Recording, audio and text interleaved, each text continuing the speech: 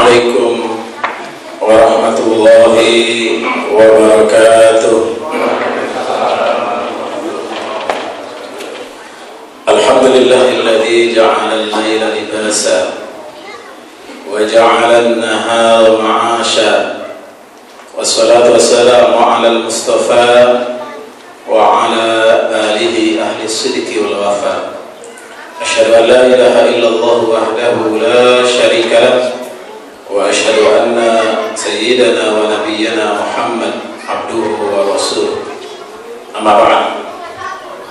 Segala puji hanya kepada Allah atas segenap nikmat, segenap karunia dan hidayahnya.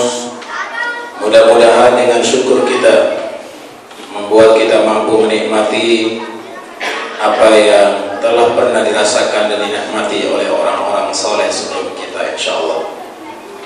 Salawat dan salam kita doakan semoga Allah sampaikan selalu buat Nabi kita Muhammad sallallahu alaihi wasallam, Rasulul Azim, Nabi yang mulia yang telah diutus oleh Allah membawa ajaran yang hak, ajaran Islam, sehingga alhamdulillah kita dapat merasakan dan menikmati indahnya Islam di tengah-tengah kehidupan kita. Mudah-mudahan kita yang telah komitmen menjadi pengikutnya, menjadi pencintanya, insya Allah selalu berusaha dan berupaya untuk senantiasa tiba dan memperoleh apa yang telah dijanjikan oleh Allah Subhanahu wa Ta'ala untuk itu. Amin ya rabbal alamin. Bapak-bapak, ibu-ibu, jamaah sekalian, kalau hari ini kita berumur 30 tahun, maka setidak-tidaknya sudah 20 Ramadan kita sudah lewati. Kalau kita berumur 40 tahun, berarti kurang lebih 30 kali kita telah Ramadan. Begitu pula seterusnya.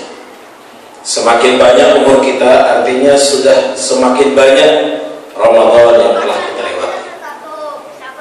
Pertanyaan yang sederhana, apakah Ramadan yang telah kita lewati sudah memberi kesan? Sudah ada sesuatu yang telah kita peroleh sehingga kita rindu kembali dengan Ramadan? Sudah adakah sesuatu yang telah kita dapatkan sehingga kita menunggu-nunggu Ramadan? Sudah adakah yang kita raih sehingga kita betul-betul mendapatkan Ramadan? Tentu ini pertanyaan besar dan hanya dijawab oleh masing-masing kita. Karena dengan menjawab itu, insya Allah kita akan punya target, kita akan punya raihan yang akan kita capai, kita akan punya capaian yang akan kita kejar, kita akan punya sesuatu yang kita jadwalkan, kita kontinukan, kita giatkan untuk meraih dan mendapatkannya. Ada satu hal yang istimewa yang mungkin kita semua sudah faham sekali, bahkan kita sudah hafal mati, tentang ada sesuatu yang dahsyat yang memang Allah Subhanahu wa Ta'ala berikan sebagai bonus spesial untuk kita umat Rasulullah sallallahu alaihi wasallam yang memang umurnya tidak sebanyak umat-umat dahulu. Kalau kita bandingkan dengan umat Nabi Nuh alaihi salam saja, bagaimana Nabiullah Nuh alaihi salam itu dakwahnya saja 950 tahun. Alf illa khamsin atau tis'umi'ah wa khamsina sana, 950 tahun atau 1000 kurang 50. Itu bukan umur yang singkat, bukan umur yang sebentar. Tapi kalau kita dikatakan diukur, apalagi Nabi kita Nabiullah Muhammad sallallahu alaihi wasallam yang kita sama tahu, beliau hanya 63 tahun. Beliau hanya singkat kalau dibandingkan dengan nabi-nabi lain. Sehingga Allah Subhanahu wa Ta'ala memberikan keistimewaan secara khusus. Dan secara umum kalau kita lihat, Bapak Ibu sekalian, maka malam ini saya mengajak kita semua untuk merenungkan apa yang disebut dengan al-lail atau the power of night, dahsyatnya malam. Karena malam ini Apalagi pekan-pekan terakhir ini kita banyak bangun malam. Cuman saya khawatir kalau bangun malamnya cuma nonton bola. Sangat menyedihkan. Lebih parah lagi karena saya dan tim ini sedang menangani, ada orang berkonsultasi, itu ada 7 orang, itu sudah diambang kehancuran rumah tangganya hanya karena suami istri ribut gara-gara bola. Innalillahi wa inna ilaihi raji'un. Ini kan musibah. Harusnya kalau kita perhatikan bagaimana Allah Subhanahu wa ta'ala sampai mengistimewakan yang namanya malam. Ada satu surah dalam Al-Quran itu namanya Suratul Lail, artinya malam. Ada surah At-Tariq, artinya sesuatu yang datangnya malam. Kalau At-Tariq pakai ya itu artinya jalan, tapi kalau Tariqnya pakai alif itu artinya sesuatu yang datangnya malam. Belum lagi Allah Subhanahu wa ta'ala memberikan kita guidance yang sangat indah, memberikan kita tuntunan yang sangat dahsyat, yang sangat luar biasa, yang boleh disebut jimat.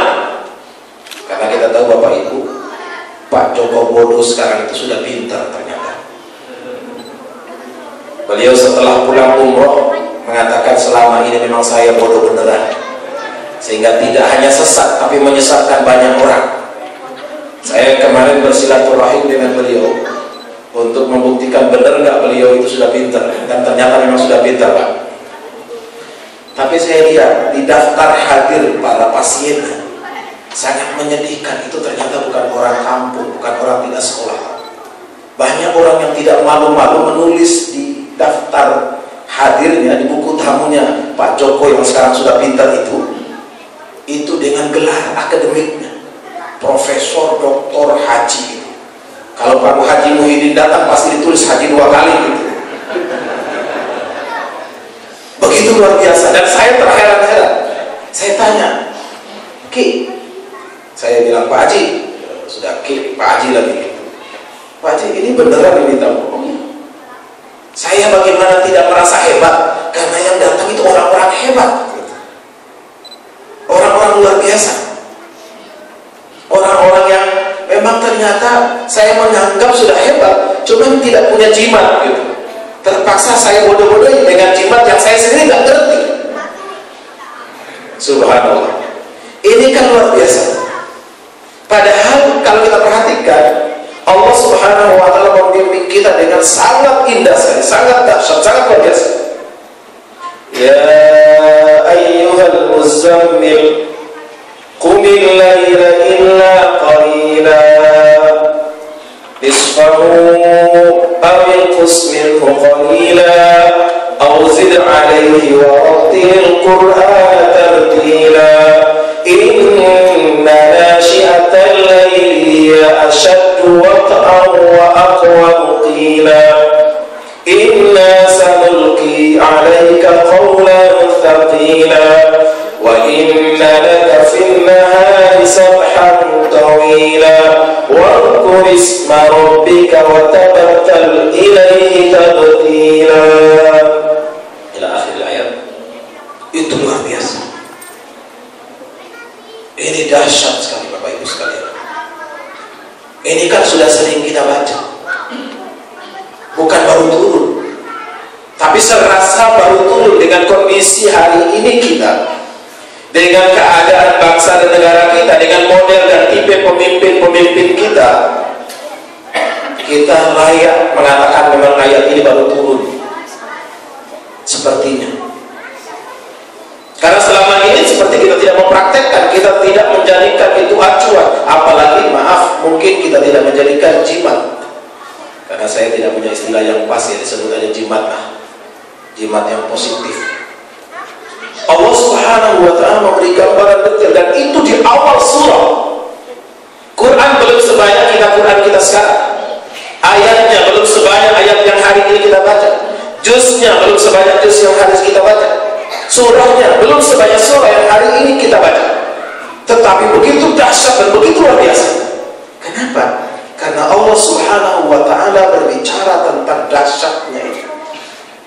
Ya ayyuhal muzammil, wahai orang yang berselimut, wahai suami istri yang sedang tidak harmonis, wahai atasan dan bawahan yang sedang tidak nyambung, wahai tetangga yang lagi tidak akur, wahai pemimpin dengan rakyatnya yang sudah mulai tidak saling percaya.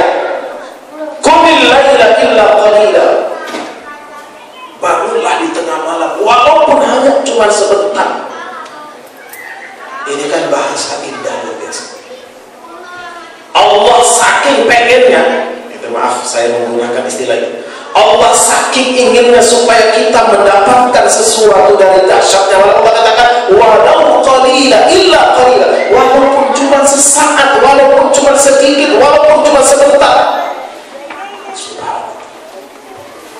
Awil qusmin, tengahnya, awil qusmin nisfahu, tengahnya, awil qusmin kurang sedikit, awzid alaih, itu yang paling ideal. Dan Bapak Ibu, kita tahu, saya kemarin kehabisan air mata ketika menyaksikan sebuah acara televisi seorang anak ajaib. Mungkin Bapak Ibu melihat, itu umur 5,5 tahun, subhanallah, itu hafal hampir 30 juz. Maklum kita Pak, Masya Allah, ini anak ajaib hafal hampir 30 juz. Dan alhamdulillah kemarin diundang sama Duta Besar Arab Saudi, dikasih hadiah haji bersama orang tuanya, bapak ibunya. Tahun ini insya Allah berangkat haji. Masya Allah, itu sampai semua pegawai kedutaan ikut ngetes, saking gak percaya ini apa bener anak ini hafal Quran. Ngetes semuanya Pak. Setelah dites, disambung ayat, jadi tanya surah apa, tahu dia. Subhanallah. Saya kemarin ceramah di RCTI, wartawan yang menemukan anak ini, dia cerita, Ustaz tahu nggak anak ini dari mana? Dari kampung yang jauh dari kota. Di kampungnya juga ada listrik Pak. Dan kenapa anak ini bisa hafal Quran? Subhanallah, karena rahasianya lagi-lagi karena bangun di tengah malam. Ayah beliau, abinya itu punya kebiasaan, itu paling telat jam 3 sudah bangun qiyamul lail. Dan anak ini tidak dibangunkan, dia bangun sendiri, ikut qiyamul lail. Setiap hari ayahnya membacakan 5 lembar, dan dia langsung hafal itu 5 lembar, seperti dia membaca tulisan, bahkan belum bisa baca. Subhanallah. Ini memang betul-betul jimat. Kenapa? Karena Allah Subhanahu wa ta'ala sendiri menyebutkan, inna nasyi'atal lail hiya asyaddu wat'an wa aqwamu qila. Karena bacaan di saat malam itu asyaddu wat'an, bacaan yang sangat berkesan, bacaan yang menguatkan pikiran dan perasaan kita, bacaan yang menguatkan memori kita, bacaan yang membuat kita semakin yakin dan percaya tentang kebesaran dan keagungan Allah Subhanahu wa ta'ala. Karena begitu dahsyat, begitu luar biasa. Gak usah sampai ke situ Bapak Ibu. Yang saya selalu guyon mengatakan, kita kan tahu Pak ya, maling tahu Pak ya, maling Pak, maling itu kan kuat-kuat Pak. Gak ada maling yang kelemer ya, benar, maaf orang Jawa Pak Imam, benar kelemer ya, yang KW gitu, yang gak KW beneran, KW yang kebencong-bencongan kan gak ada. Maling itu kan pasti gagah-gagah, kuat-kuat. Kenapa maling itu kuat-kuat? Ternyata karena rajin bangun malam Pak. Subhanallah, itu bangun malam maling, tapi kuat. Kenapa? Karena memang malam itu mengandung kekuatan dahsyat. Yang kedua Bapak Ibu, selama ini kita kenalkan ada di Quran itu Bani Israel. Bani Israel itu bukan negara Israel itu. Bani Israel itu anak keturunan Nabi Yakub. Nabi Yakub itu gelarnya Israel. Kenapa? Karena Nabi Yakub itu senang jalan malam. Jadi kalau orang yang suka jalan malam namanya Israel Pak. Saya termasuk Israel. Waktu istri saya kuliah di Jogja, di UGM, saya ke Jogja itu senangnya ba'da Isya, pulang dari Jogja juga begitu. Jadi malam senang jalannya malam. Dan ternyata orang yang suka jalan malam, yang rajin bangun malam, apalagi kalau tahajud, apalagi qiyamul lail, itu memang orang yang kuat-kuat, cerdas-cerdas, pintar-pintar.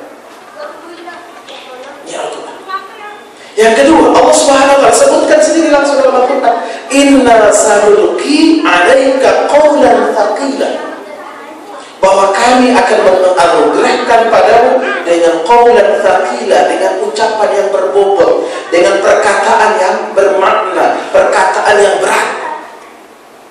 Saya kira, maaf Bapak Ibu, pemimpin-pemimpin kita kan rajin jarang bangun malam, kecapean, sibuk kampanye, makanya ngomongnya ngawur semua.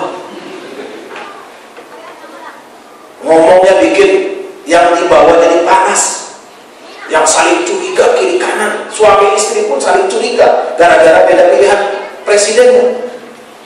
Kenapa ini bisa terjadi? Karena memang omongannya, ucapannya tidak dikontrol oleh Allah Subhanahu wa Ta'ala, tidak dijaga oleh malaikatnya, tidak memberi makna yang menguatkan, memberi makna yang membesarkan. Tetapi sebaliknya, kalau pemimpin itu rajin qiyamul lail, pasti omongannya itu menyejukkan, bikin adem, bikin tenang, bikin orang merasa nyaman. Karena itu gambaran dari Al-Quran. Pertanyaannya Bapak Ibu, bagaimana supaya kita bisa menikmati malam itu? Kan tidak mudah. Kalau targetnya dunia seperti bangun nonton bola, wah, insya Allah pada bangun Pak. Tapi kalau targetnya cuma pahala, targetnya Allah janjikan maqamah mahmudah, targetnya Allah beri spirit luar biasa, itu mungkin ya kita masih ngawang-ngawang.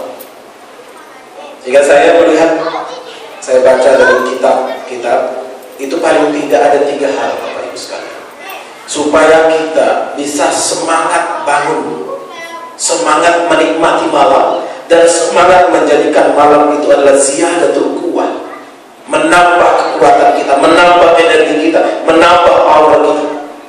Apa itu? Yang pertama adalah azam, an-niyah asyadidah. Harus ada keinginan yang kuat, harus ada azam, harus ada niat yang keras, harus ada harapan yang besar bahwa kita harus bangun. Dan setidak-tidaknya ini kita mencontoh dan meneladani sahabat Rasulullah SAW, yaitu Abu Hurairah radhiyallahu anhu.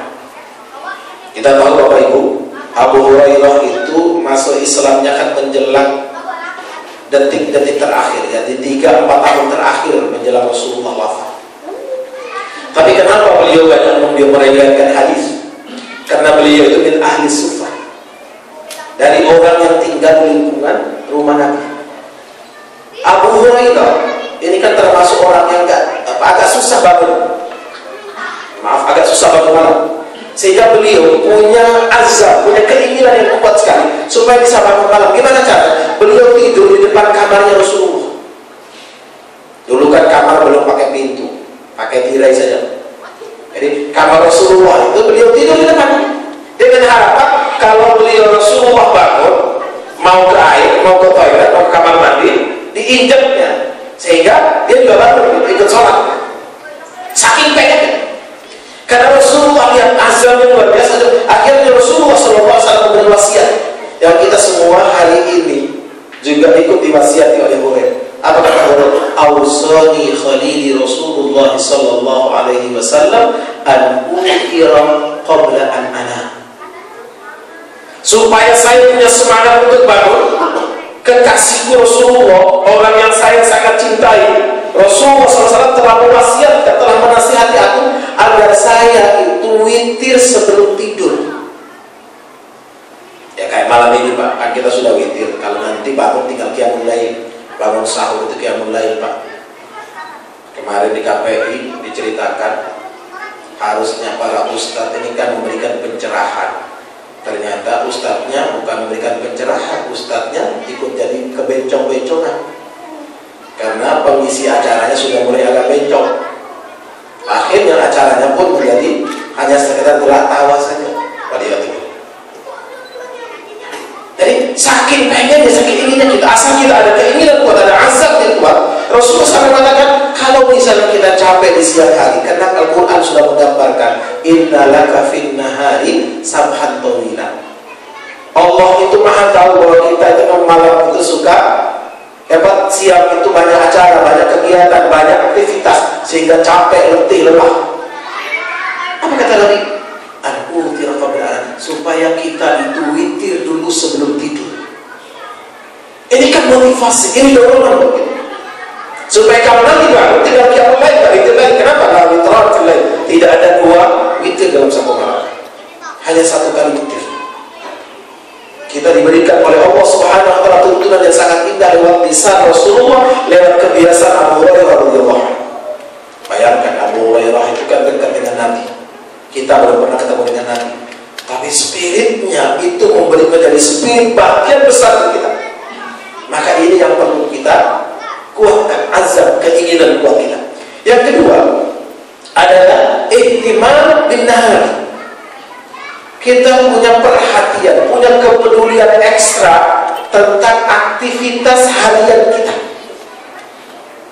Kita ingat Bapak Ibu, bagaimana Rasulullah Sallallahu Alaihi Wasallam agak sedih ketika ada orang doa angkat tangan tinggi-tinggi, doa panjang sekali doanya. Tapi apa kata Nabi? Kaifa yustajaba doa?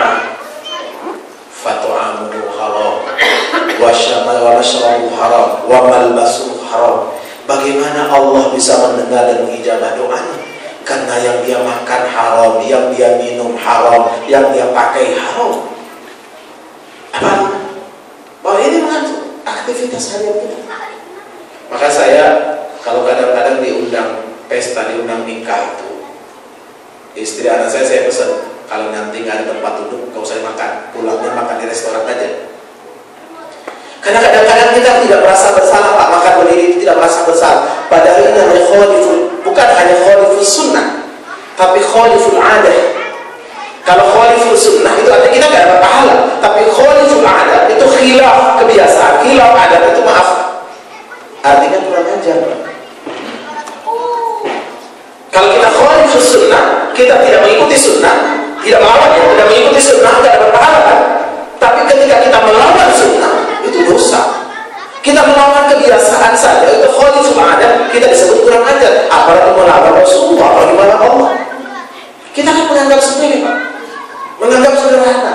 Apa-apa lah makan sambil berdiri, kan habis punya langsung turun ke bawah. Itu pun kalau berdoa, kalau baca bismillah, kalau kita lupa. Makanan yang halal saja belum tentu jaminan bahwa apa yang masuk dalam diri kita itu halal.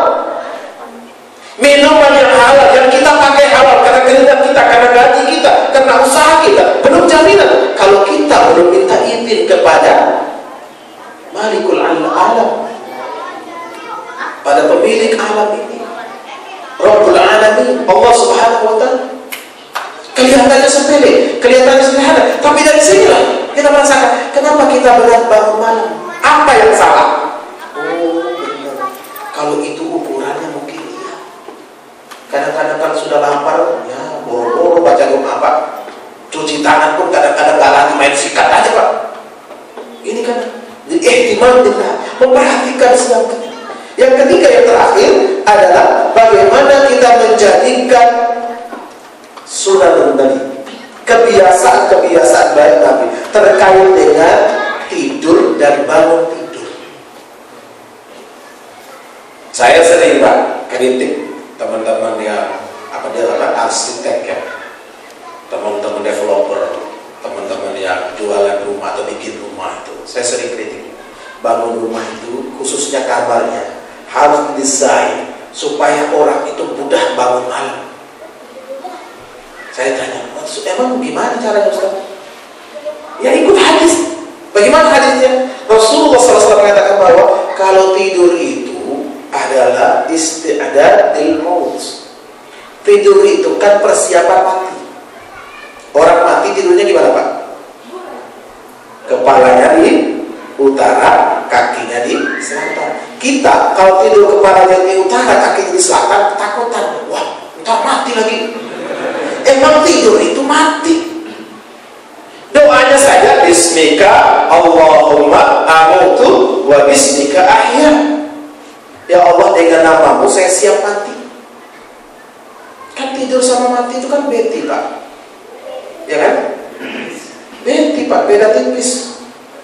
Kalau orang tidur itu ruhnya lepas tapi masih ta'alluq, masih bersambung. Jadi kalau kita tidur dikejar anjing, mimpi dikejar anjing, bangunnya kos-kosan. Kenapa? Karena masih ta'alluq. Tapi kalau orang meninggal, rohnya lepas, gak ada sambungannya lagi. Di apapun ya udah begitu-gitu terus. Siapa yang bilang? Quran yang bilang. Lihat di surah Az-Zumar. Inda manamiha wa inda mautiha. Dijelaskan dalam surah Az-Zumar itu bahwa tidur itu sama dengan mati. Cuma bedanya tadi, ruh yang satu pergi gak pulang sampai Allah minta pertanggungjawaban, yang satu masih ta'alluq, masih bersambung. Sehingga doa Rasulullah pun begitu. Cuman kita kan sudah terlanjur hafalnya bismika Allahumma ahya wa amut. Kita gak mau takut mati, Pak. Doa orang takut mati itu bismika Allah, hidup terus. Bangun tidur kan alhamdulillahilladzi ahyana ba'da ma amatana. Bangun mau tidur bismika Allahumma ahya. Gak salah juga, tapi ya hadis yang benar. Periksa lagi, ini ada kitabnya kan. Hadis di Sahih Bukhari Muslim itu yang benar itu doanya yang paling sahih itu adalah bismika Allahumma amut wa bismika ahya. Jadi bagaimana kita menjadikan tidur itu adalah media kita menjadi anak tangga untuk bisa bangun. Kata Rasulullah, latihlah, belajar tidur yang memang siap bangun. Mau mati juga siap, mau bangun juga siap. Tidur gimana? Tidur yang sunnah, kepalanya di utara, kakinya di selatan. Miring dulu sebentar. Habis itu berubah silakan. Miring dulu sebentar. Suami istri miring dulu, hadap dulu, gak apa-apa, jangan hadap dulu. Miring dulu. Kenapa? Ini adalah dalam rangka istirahat. Persiapan kita supaya bisa bangun dengan benar. Kalau bisa wudhu dulu sebelum tidur, maka Rasulullah SAW sampaikan, laula an asyukka ala ummati la amartahum an ta'akhkhara salat al-isya. Andaikan saya tidak khawatir memberatkan umatku, saya perintahkan mereka untuk mengakhirkan sholat isya. Apa artinya? Supaya nggak ada aktivitas lain. Begitu selesai isya, sunnah ba'diyah, tidur. Baca ayat kursi, baca qul huwallahu ahad, falaq, nas minimal. Kemudian mengusap wajah, mengusap seluruh tubuh kecuali farj dan telapak kaki, tidur. Sehingga bangunnya enak, Pak. Tapi kalau habis sholat isya masih nonton sinetron, sinetronnya lagi kita juga yang menentukan jalan ceritanya. Nonton bola, salah tendang kita yang paling protes, salah kursi yang ditendang. Serasa kita yang paling pintar main. Sudahlah, bola cuma satu, direbutin 22 orang, seluruh dunia nonton. Ini kan luar biasa, Pak. Ini kan lain dunia, seperti ayat yang kita baca di awal tarawih tadi. Iya, permainan dunia. Memang begitu, Pak. Kalau bola dua kan gak asik, memang bola cuma satu, diributin seluruh orang yang main, sehingga terjadilah dunia. Oh ya, kita begitu luar biasa, melek langsung, Pak. Tapi bangun kita mulai harus setengah mati. Nah, makanya harus memperhatikan bagaimana tidur dan bangunnya Rasulullah. Kalau tadi tidur, sekarang bangunnya. Bagaimana Rasulullah SAW bangun? Saya sudah pernah sampaikan, tapi mengingatkan kembali Bapak Ibu. Apa kebiasaan bangun kita, Pak? Bangun tidur pertama apa yang kita lakukan? Hah? Yang pertama bangun tidur kita disunahkan mengusap wajah supaya meleknya terang. Itu diusap wajahnya 3 kali. 1, 2, 3. Yang kedua, bil ibham wal isyarah, dengan ibu jari dan jari telunjuk, al-yadul yusra, tangan kiri kita, al-yamsikul af, pencet hidung, Pak. 1, 2, 3. Jadi ada jamaah, oh pantesan Ustaz, kenapa Bu? Pantesan orang Arab itu mancung-mancung. Karena dipencet terus kan. Jadi kenapa harus dipencet hidungnya? Hidung itu dipencet karena memang setan itu ternyata tidak tidur di kasur yang empuk, Pak. Setan itu tidak tidur di tempat tidur yang nyaman. Setan itu tidurnya di mana? Di 2 lubang hidung kita. Itu hadisnya sahih bahwa setan itu kalau malam nginepnya di mana, Pak? Di 2 lubang hidung kita. Makanya kenapa bangun tuh kok berat? Bangun makan sahur aja berat, Pak. Ya kan? Sudah ditahu itu. Waduh, masakan enak, sedap gitu di hidung kita. Ya bangun cepat, Pak. Oh, ayo, kenapa? Karena memang setan masih di sini, Pak. Dan hidup lagi setan. Pencet hidung. Sehingga saya sering bilang sama ibu-ibu, Bu, kalau pagi suaminya udah marah, minta kopi udah marah-marah, tandanya setannya belum keluar. Gimana cara mengeluarkannya? Pencet hidung suaminya.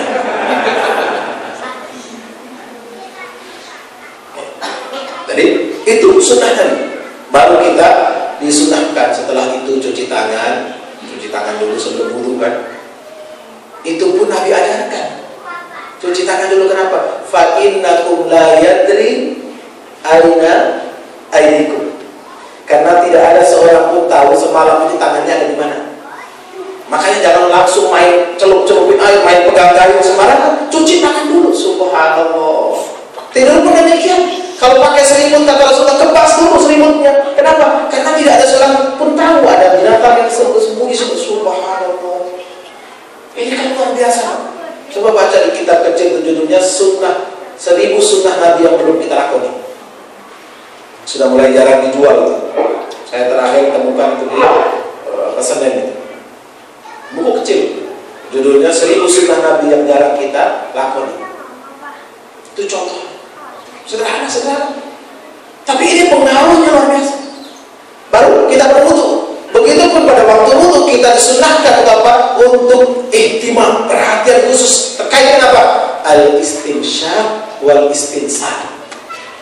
Saya sering tanya ibu-ibu di majelis taklim, Bu, apa itu istinsyaq dan istinsar? Pada bengong itu. Saya bilang, Ibu, majelis taklim selama ini ngaji apa sih? Kok yang mendasar, yang sepele kita nggak tahu? Kenapa? Karena ustadznya pun tidak menjelaskan, ustadznya pun tidak menerangkan. Karena dianggap orang udah ngerti, dianggap orang udah faham. Padahal belum. Istinsyaq adalah menghirup air ketika wudu. Khususnya kalau di Ramadan kita tidak disunahkan di siang hari. Dengan hidung disedot airnya, masuk sakit memang.